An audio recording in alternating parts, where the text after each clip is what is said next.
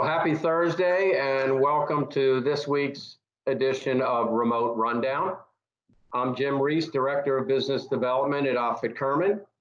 And each week I'm joined with labor and employment attorneys, Sarah Sawyer and Veronica Yu. Russell Berger is typically here with us, but he has a new extension to his family, so he couldn't make it this afternoon.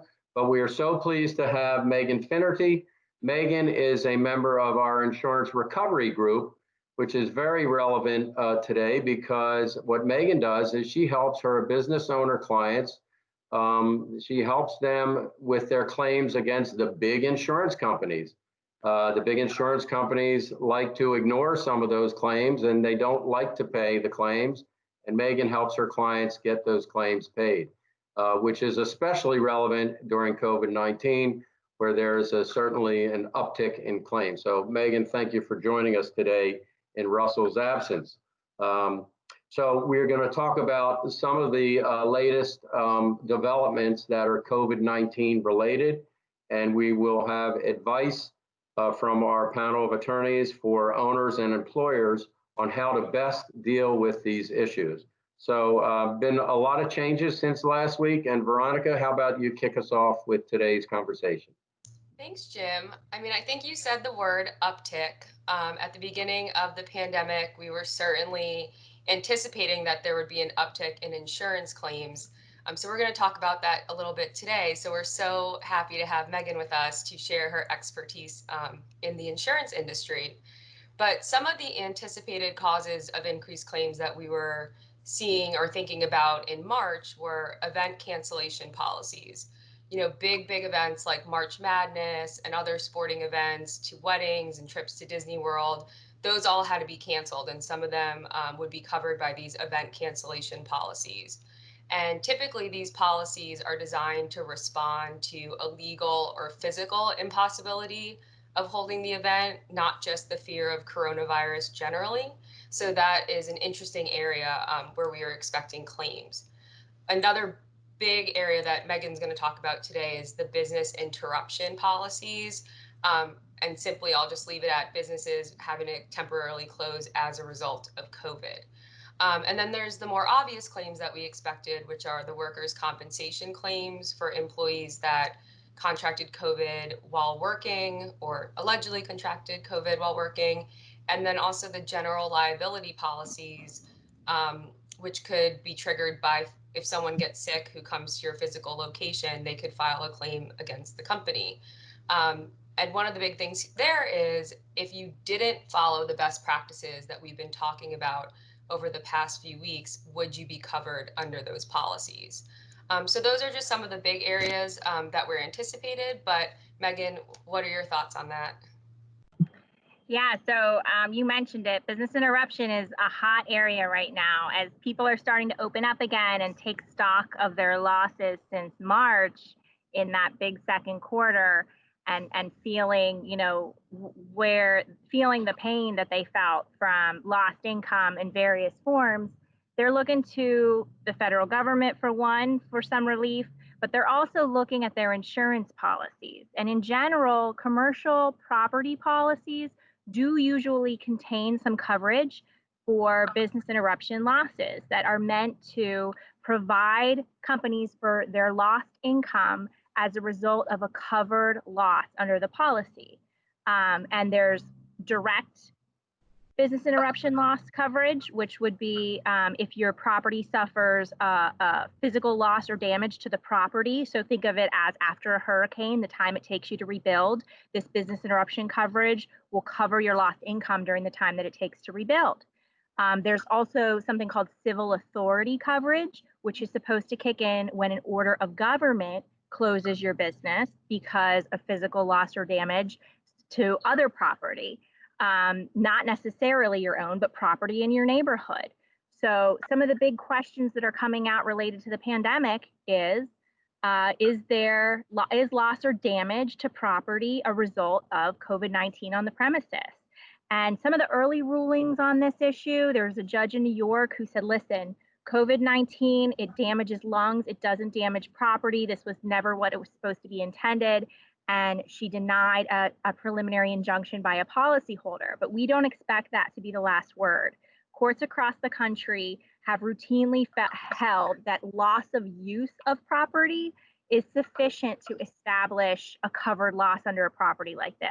So if you can show that you weren't able to use your property because of the presence of COVID-19 or because of a civil authority, an order of civil authority, like one of these governor order shutdowns, one of these governor's shutdown orders, that is a result of COVID-19 in the general region, you may have an insurance coverage claim. So that issue of whether or not the presence of COVID is actually, or the presence of coronavirus is actually covered cause of loss is going to be a big one. And when I say a big one, in the years following the last 3 big hurricanes, there were 200 lawsuits filed for business interruption. But just since March, the 4 or so months since March, 700 business interruption claims as of last week had been filed against carriers. I mean, already in litigation, not just the claims, the lawsuits. So, we've been reading policies since the beginning of the pandemic and filing claims almost nonstop for the past 3 or 4 months. And we expect that to continue as companies take a look and take stock of their policies. So that's one thing that, everybody should be looking for is their property policy to see if they have those virus exclusions. If they don't, they should be submitting a claim. If they do, they should still be submitting a claim because there's actually ongoing legislation efforts in the state houses, in the federal legislation to invalidate those exclusions. So get it in. So something interesting that you touched on that I've been seeing kind of in the employment realm that kind of intersects with insurance as well is just this connection between COVID-19 and claims that people are making. So Veronica mentioned workers' compensation, for example. And so a lot of employers are saying, all right, well, I'm bringing employees back, or I have essential workers, and if they get sick on the job, what happens? Am I responsible? What's going to cover me? And so, workers' compensation is definitely an option there, but, just trying to, with something that's just this worldwide pandemic and that, you could get at the grocery store, trying to connect these things and determine where people are getting the virus, also just from a liability standpoint generally, seems to be one of the more interesting analyses that need to go on in any of these scenarios. And as people are trying to guard against COVID-19 going forward. I mean, as Veronica mentioned, trying to make sure that you're doing everything you can up front to try to protect yourself and avoid people getting sick, but also just trying to make these determinations of what's connected. And an interesting one that I've seen as well is that now that more people are working remotely, something that most of the business owners that I work with are surprised to find out is that workers' compensation still applies to their employees while they're working remotely. So, if someone's moving a desk around, getting their office set up and they hurt themselves or something happens, that's, something that they're going to need to consider and make a part of their remote work policies is that, can remind employees that they need to file workers' compensation claims, what the filing process is, kind of reminding them of those facts, what the time frames are for making those kind of claims. And then another thing that we're seeing similarly to you, Megan, seeing an uptick in cases is that, we have already seen an uptick in employment cases as well. So whether it be workers' compensation or discrimination claims or, claims around denying leave, we're really seeing an uptick in that as well. And so it's really, everyone needs to be really conscious of all these different pieces and all the different angles and where people might be coming from, whether it's your employees or whether it's an outside customer client that gets sick, or whether you've got the business interruption issues and you've been closed. There's a lot of different moving pieces here for sure. Yeah, and along a similar vein, a lot of contracts were obviously in place before COVID came to be. And, there are certain provisions in there that people have been trying to apply to COVID to get out of a contract. And it's become there's going to be tons of legal disputes over that.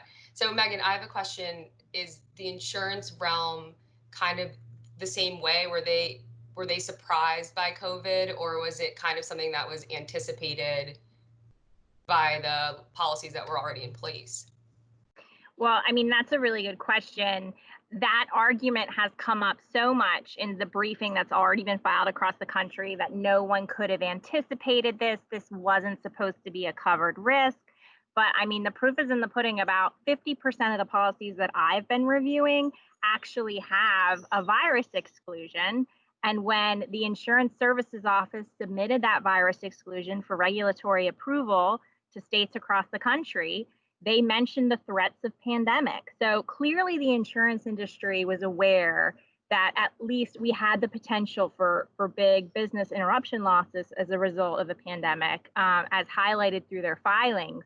But that being said, you know, a good percentage of these companies did not put virus exclusions in their policy, and coverage does exist.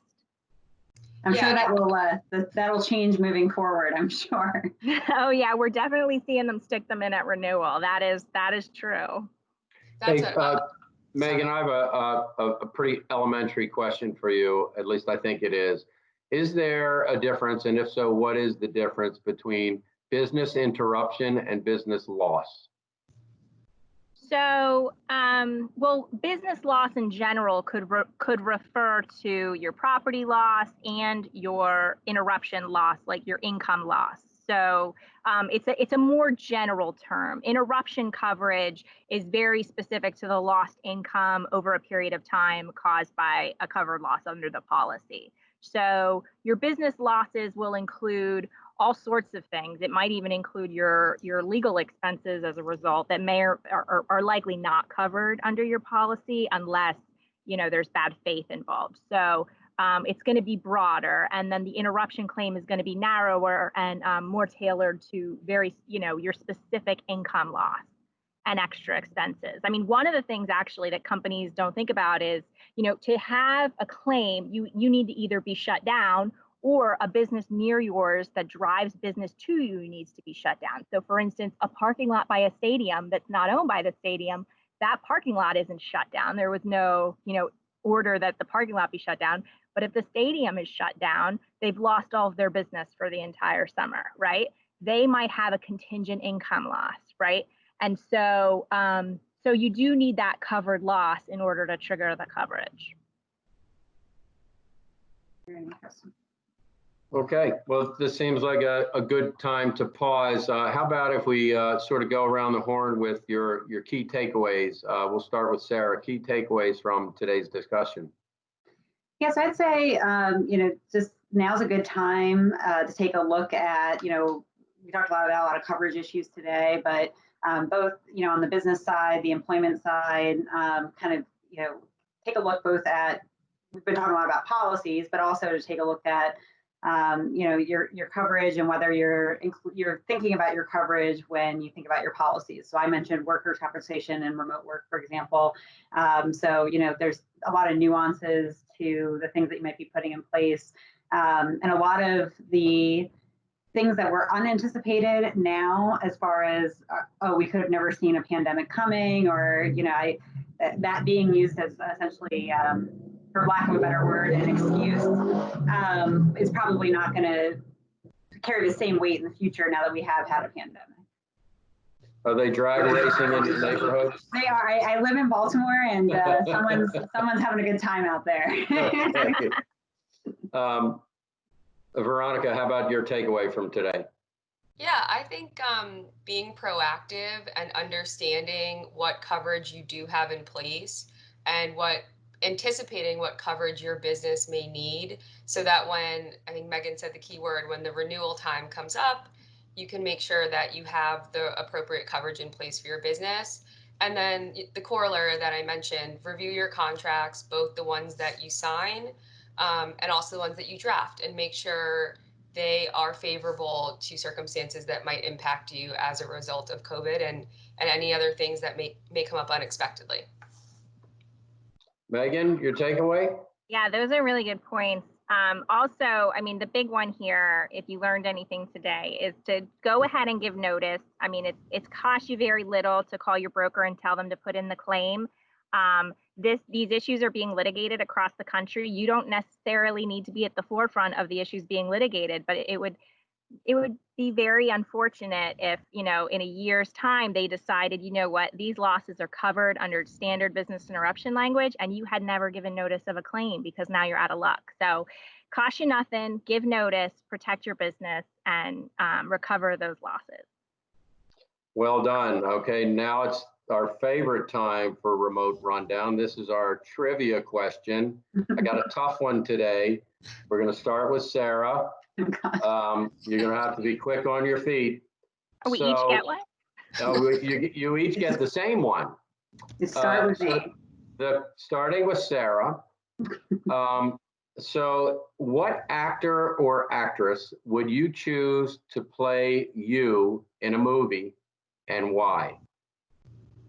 So Megan and Veronica are so glad they're not going first. Yeah, I mean, the first one that comes to mind is Reese Witherspoon, because I always get called Legally Blonde. But that's it. You can stop right there. That's the right answer, right? Is that your final answer? Sure, that is, yeah, and that, Okay, I like her, so I'll go with it. I do too. She's great, and she's very funny. Veronica. For aesthetic purposes, I would go with Olivia Munn, because she's usually my hair inspiration, Jim. Okay, like as if I know who she is. If you know who she is or what that means. Right, exactly. I think I know what it is. I don't know who she is. And that's your final answer. Final answer. Okay. Megan, on the hot seat. So I am filming here today from Delaware County, Pennsylvania, right outside of Philadelphia. So I'm going to go with hometown girl Tina Fey. Oh, love her. That's a good Well, who one. doesn't love her? She's great. And I actually participate in these fun ones, so I'm going to go with Leonardo DiCaprio. Clearly. Because he's both mysterious, he's mischievous, he's got a great sense about him. He's funny, and I love the parts that he plays. So He's my this was favorite. fun. That's a good one. That's a good one, right? Well, this has been a fun session of remote rundown. We missed Russell Berger, but we had a wonderful stand-in with Meghan Finnerty. Thank you for joining us, and we'll Thanks for see having me. everybody next week. Have a great end of the day, everybody.